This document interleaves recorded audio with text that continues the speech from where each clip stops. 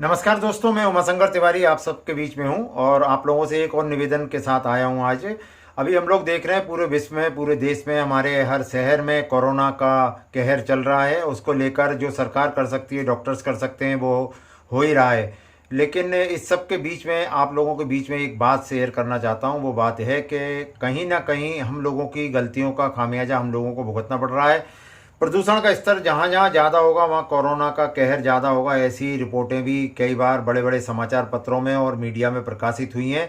निश्चित रूप से अब हमें इस तरफ सोचने की ज़रूरत है।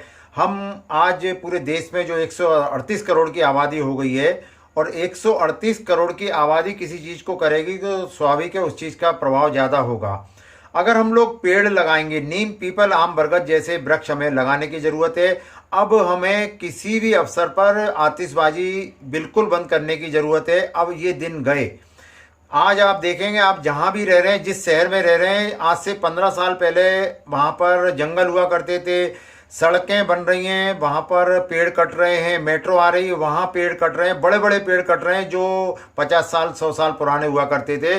जब हम छोटे थे, बचपन में जब जाते थे अपने माताजी पिताजी के साथ, तो हम देखा करते थे सड़कों के किनारे बड़े बड़े वृक्ष होते थे।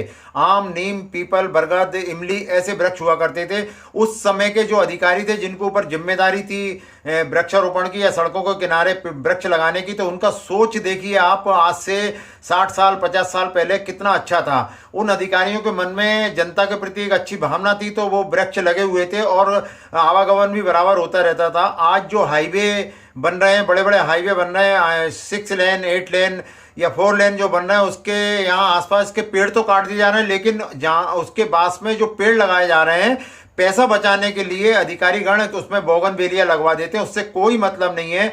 हम और हमारे परिवार को आज ऑक्सीजन की जहाँ जरूरत पड़ रही है, लोग मारे मारे घूम रहे हैं, लोग परेशान हो रहे हैं। हजारों लोग हैं जिनके फोन आते हैं, क्योंकि हम काम करते हैं तो कहीं ना कहीं ऑक्सीजन का इंतजाम कैसे होगा। मेरे पिताजी बीमार है, किसी का भाई बीमार है, किसी की बहन बीमार है, परिवार में कोई ना कोई बीमार है, ऑक्सीजन लेवल कम हो रहा है। इसका मुख्य कारण है कि प्रदूषण का स्तर बढ़ता जा रहा है और बड़े बड़े समाचार पत्रों में ये प्रकाशित भी हो चुका है, जिसको कि अब हमें मानने की जरूरत है, जानने की जरूरत है। हम लोग घर से जब जाएं, थैला लेकर जाएं, उसमें एक भी पॉलिथीन नहीं आना चाहिए। डिस्पोजल का प्रयोग, जो सिंगल यूज डिस्पोजल होता है, शादियों में उसका प्रयोग हमें बिल्कुल बंद करना चाहिए। और अपने घर के आसपास हमें वृक्ष जहां लगा सकते हैं वहां लगाना चाहिए। नीम, पीपल, आम, बरगद, इमली ऐसे वृक्ष हमें लगाना चाहिए। इसके अलावा जो हम संसाधन कर सकते हैं, जो हम वृक्षारोपण को बचाने के लिए काम कर सकते हैं, वो हमें करने की जरूरत है। हम लोगों को कचरा इधर उधर नहीं जलाएं। कचरा इकट्ठा हो जाता है, लोग जला देते हैं, उससे प्रदूषण होता है। अब प्रदूषण बढ़ाने के साधन बहुत हैं, प्रदूषण रोकने की जरूरत है। नेताजी जीत जाते हैं, पटाखे चल जाते हैं, किसी का जन्मदिन होता है, पटाखे चल जाते हैं।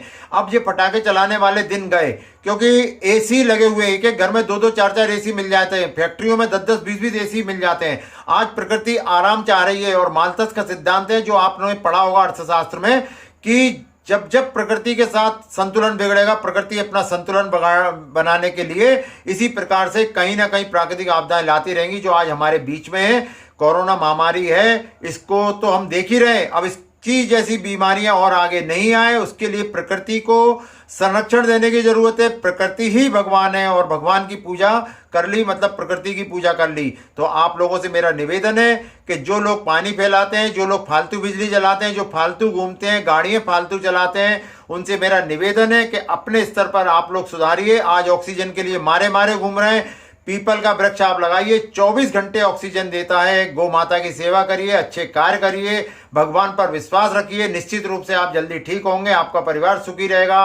पर्यावरण की रक्षा कर लीजिए, आपकी सुरक्षा वैसे ही हो जाएगी। बच्चों का सुखी जीवन चाहते हैं तो मकान मजबूत बनाने से ज्यादा अच्छे अच्छे वृक्ष लगाइए, हवादार और छायादार वृक्ष लगाइए। धन्यवाद। उमाशंकर तिवारी।